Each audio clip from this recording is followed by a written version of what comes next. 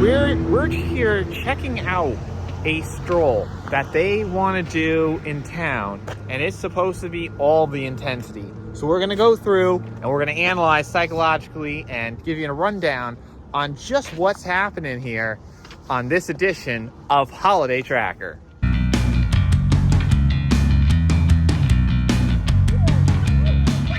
Basically, a nearby town decided they need to plunge everyone into the holiday season by having a town-wide holiday stroll festival. This basically takes the entire downtown section, and most, if not all, the businesses try to overwhelm everyone when it comes to the holiday activity and offer decorations and even specials to people walking by. We are here psychoanalyzing this activity to see how you could be feeling and just how intense it is. Now, we start at the hill with much of the restaurant activity, and it seems that most of the people here are starting their walk up in this vicinity. We notice they're trying to make the intensity ignorantly playful and perhaps patronizing, and more on that in a second. Everything here gives Hallmark vibes, and the candy shop is even offering free samples with some other vendors nearby, trying to make this big and holiday. Outside the shop, there is a guy with fake snow going, using a machine, and there's another guy with a Grinch costume. And the dude in the Grinch costume seems to be playing it up, and people are taking pictures with him. However, it seems like they might be patronizing him and acting like his negative feelings towards Christmas are just fun and or stupid, and are perhaps joking about the character of the Grinch. Do you want your picture with the Grinch? We also have a DJ up here trying to be Christmas cool, making it like all these emotional songs are just some cool and hip thing going on, creating a much more dysregulating atmosphere.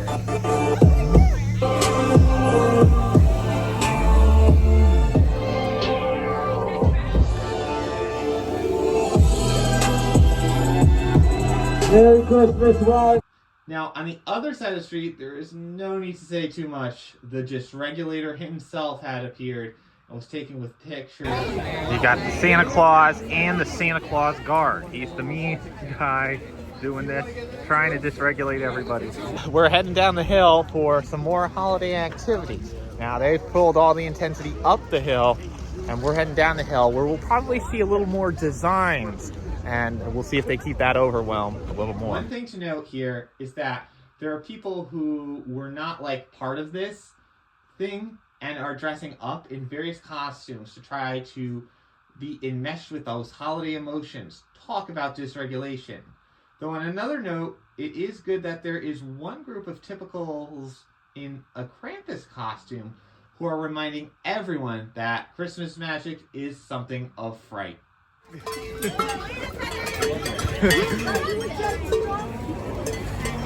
Here we see more of the businesses that are doing things for the holiday season. Some are more relevant than others. We even have a fire alarm business getting in on the action. Oh boy!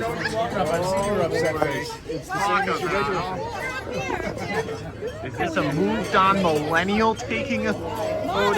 A classic is a flower shop that last year had a violinist playing espresso. Talk about awkwardness. Let's see what they're doing this year. This is where we had someone last year doing Holiday Rebellion, or with some unapproved music. So we're taking a quick look here. They tried to make it all over the top. They don't, unless they're on break, but you can see they've decorated. So they're trying to keep the intensity up here for holiday activity. Another classic is a community center, and they like to have submitters enter decorated Christmas trees. Let's analyze what they are doing, shall we? Now, we can see that some of these trees are basically just ordinary holiday trees. However, some are actually trying to convey psychological mixing of interesting perspectives.